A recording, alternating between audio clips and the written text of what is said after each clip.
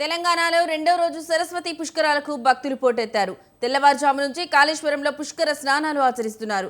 తొలి రోజు 1,00,000 మందికి పైగా భక్తులు పుష్కర స్నానాలు చేశారు. సరస్వతి పుష్కర ఏర్పాట్లలో కుంభమేళా స్ఫూర్తితో ప్రభుత్వం టెంట్ సిటీ ఏర్పాటు చేసింది. సరస్వతి పుష్కరాల దృష్ట్యా పటిష్ట భద్రతను సైతం భారీగా కట్టుదిట్టం చేశారు.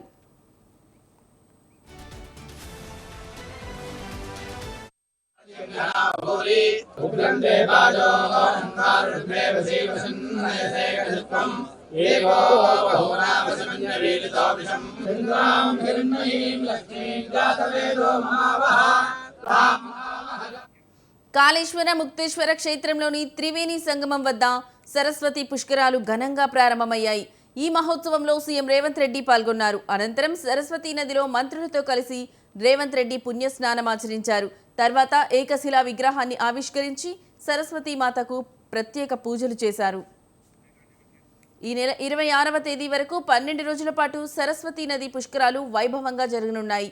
ఈ సమయంలో సరస్వతీ నది తీరంలో పితృదేవతలకు పిండ ప్రదానం చేస్తారు.